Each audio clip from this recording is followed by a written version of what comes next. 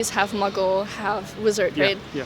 And I was thinking, actually, I don't like that when people say that to me. Even though they mean it in a funny way, it's fine. I'm not offended. It's just, I don't want to be half, you know? I feel like I'm... Well, actually, you made a video before, in my early video. So I'm very happy to invite Via again to my channel. Before we start, can you introduce yourself to the audience first? Okay. And I'm half Taiwanese, half Austrian.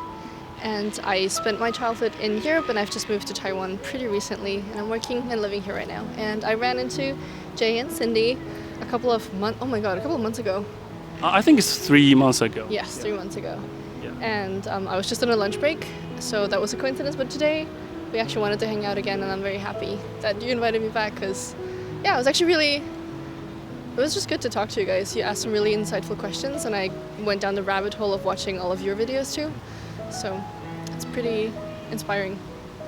Appreciate that. Yeah. Okay. Because last time we have talked about a little bit about your background. So what it's like being half Taiwanese, born and raised in Austria. I think growing up in Europe, I was extra aware of my Asianness. Like, I felt like I was the Asian person. Yeah. So if people who didn't know me wanted to talk about me, they'd just be like, oh, the tall Asian. Like, that was my one thing that people knew me by, that, you know, she's Asian. So that was a really big part of my identity. Like, I'm Asian. And then when I came to Taiwan, suddenly I felt like I was just stripped of my Asianness. Like, nothing about me was Asian enough. Not necessarily in a bad way, like you're not good enough. It's just like, you're just not one of us. It's kind of hard to say because it's not downright, it's not discrimination or racism or anything very negative like that to me. But I could feel a very clear line drawn between me and everyone else. Like, even you just said just now when we were walking around that you did notice people saw me and immediately they said, oh, look, Goran. Yeah.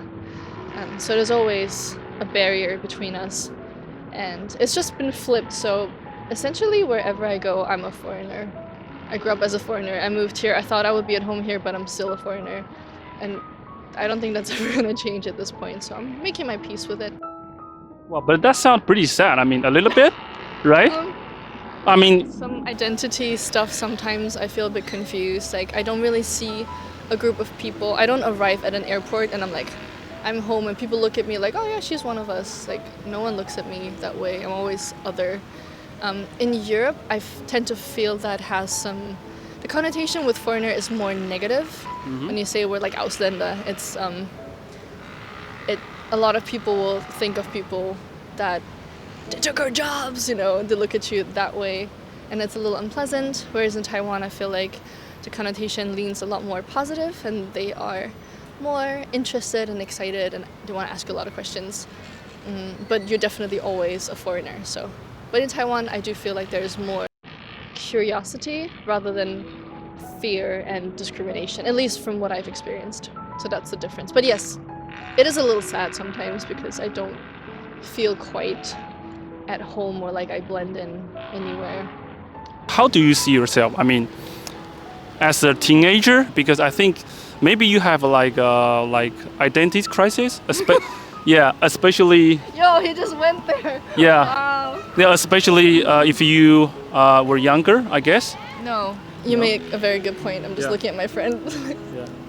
Identity crisis. No, I just guessed. Bang on. Yeah. Bang on. Yeah, I do. No, You do? You're very I mean, observant. even now? Yeah, even now. I feel like I started therapy a couple years ago. Yeah. And it's definitely one of the things that we talk about, just kind of finding myself, just because I haven't really anchored to any place. I haven't identified fully.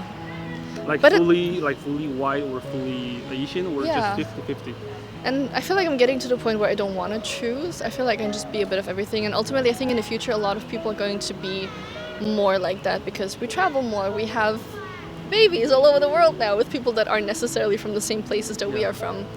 And so I think there will be more and more mixed people, and the whole identity thing, I don't think we have to be so 卡住 in just one. I think we can just, like him, you know, just roam around and take bits and pieces of everything you like. I think I'm getting more to the point of where I look at both cultures, try to find like an outside perspective and take the parts that I like and kind of create my own like unique one? Or like yeah. Because there are a lot of great things about the Asian culture, a lot of great things about the Western culture, and a lot of things that also don't work so well. A lot of issues with mental health and hierarchy and pressures in society that I see one side do more than the other, and then I can just be like, okay, this works, and yeah, actually this is one of the main reasons I do want kids. Hi. 你好。 Do you want to speak English? 来讲英文吗？想学吗？好，有机会学。他看到你很 shock， 感觉得出来。So Yeah. one of the main reasons I actually want children is because I'm pretty excited about applying everything that I'm learning. You know, just growing up with in a mixed household and seeing the kind of conflicts that happen.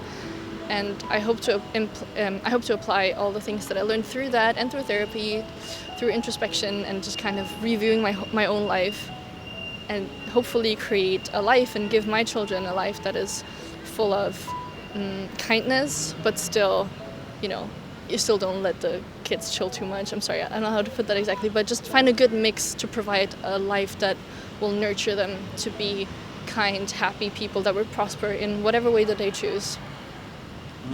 Sound deep. Okay, so what about your personality? Do you think your personality is more like European style, or maybe you still have like Asian style?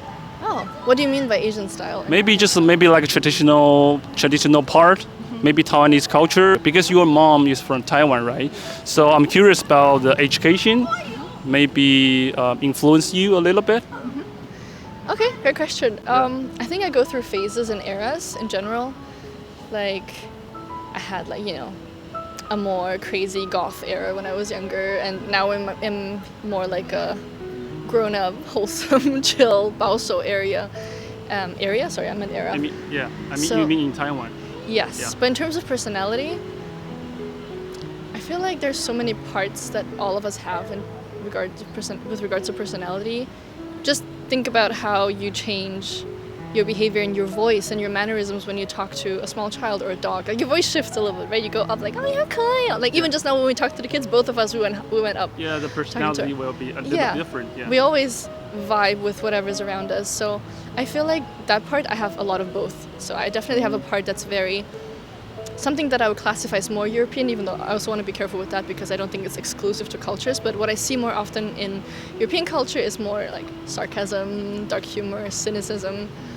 That's like my coping mechanism is humor. So I find that a lot of my jokes don't land in Taiwan because people get like, why would you say that? Like, oh no, it's just a joke. Like, maybe just cultural differences, I guess. Yeah. So that I find more prevalent in Europe.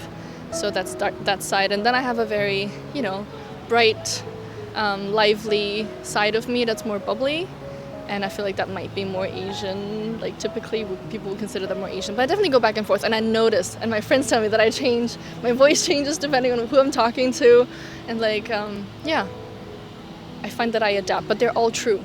They're all a part of me, right? We don't become different or like fake when we talk to kids or to puppies or to our boss. Like, these are just different categories of our life. And they call for different parts of us. But I don't want to reduce myself anymore to just one thing. I just want to make space for all of them. And actually, I was thinking, sorry, this is random, but I was thinking about Harry Potter. Harry Potter? So Potter. why? Yeah, because of the half-blood prince. Because people have jokingly called me that, the half-blood princess, because I'm half. mean when you were younger? You were younger? Yeah. Yeah, you know the half-blood prince. Why is that such a tongue twister? Okay, and because yes, so he's half Muggle, half wizard, right? Yeah. And I was thinking. Actually, I don't like that when people say that to me. Even though I mean it in a funny way, it's fine. I'm not offended. It's just, I don't want to be half, I feel like I'm double, actually. And that's a good thing. That's a good idea, yeah. Yeah. And it took a while. I always felt very reductive. Like, okay, which half am I? But maybe I'm both. Maybe I'm double. Maybe I get double the experience, double the joy, double the cultural, double the pain sometimes, double the crises. But it's a richness that I'm grateful for, ultimately. 还是你可以分享一些经验给他，现在自己也是混血的身份的，我觉得这是应该是蛮好的 idea。那也许你可以先用中文说说看。哦，压力好大哦。这是你的感觉 ，yeah。因为我觉得台湾现在有变多，我觉得这个现象 ，yeah。就是不要太在意别人讲什么，这点我还没有做到啦，还是很难。可是你就做自己，然后你自己喜欢的事你就去做。像以前我都会不好意思吃我喜欢吃的东西，因为我喜欢吃臭豆腐，我喜欢吃榴莲，然后喜欢吃一些在奥地利的小孩子比较不敢吃的东西，那我就也不吃了。就我自己喜欢的东西我都放弃了，我的 Hello Kitty， 我的豆腐，我的咖喱，我都不好意思说啊没有，我也不喜欢啦，我只喜欢你们也喜欢的东西。因为我觉得这个对小孩子来说应该会特别困难嘛，因为你不希望自己跟别人不一样。对，当然榴莲就不一样了，你还是不要就是。榴莲算是榴莲可能是你个人爱好。对，不要就是拿到学校去，然后让别人全部都闻到。可是也不要因为别人就希望别人喜欢你，就不去做你喜欢的事，然后假装你喜欢的东西你不喜欢，因为你这样得到他们的 friendship 其实也都是假的，因为他们其实是不喜欢你的，所以。可这个很难呢，我觉得我这样虽然自己话我讲得出来，可是有时候我也做不太到。那希望就是台湾的观众在路上，如果再看到 Mia 的话，哦 ，Come on, she's Taiwanese. Okay, so just say hi, or ignore me, whatever you want to do. I'm cool Yeah. with it, you know. Just yeah, I'm grateful to be here. Actually, it's a chill place. I don't want to complain. Did I complain a lot today? I just want to. No. Okay. It's real experience. Yeah, it's just my experience, but I'm very happy here. Ultimately, you know, all of this is not to ever complain or be ungrateful for being here. It's just, I think, explaining because no one, like, where else would you find that, you know, people don't just come to you and ask these questions. But maybe through your videos, listening to all these stories from different people, and a lot of people have different opinions anyway. And then, you know, that will enable a new conversation and a new awareness of what happens as more foreigners pour into Taiwan. Yeah. And hopefully we can all live together in a way that's really enjoyable for all of us. Yeah, thank you so much. Yeah, so yeah, see you guys.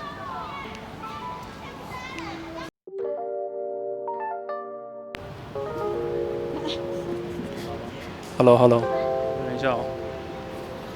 确实有点紧张。